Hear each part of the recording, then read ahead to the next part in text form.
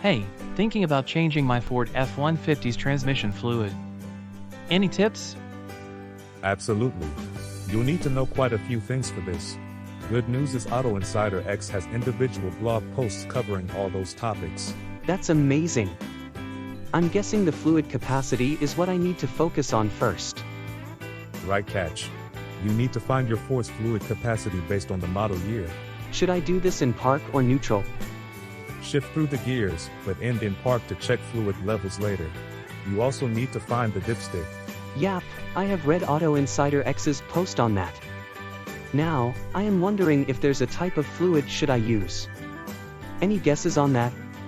Depends on the tank capacity. What if the dipstick tube is broken? Don't add fluid. Change the tube. The blog shows you how. Whoa! Looks like Auto Insider X has covered it all. Absolutely. Go and get all the information on Ford transmission fluid change now. The link's in the description or bio.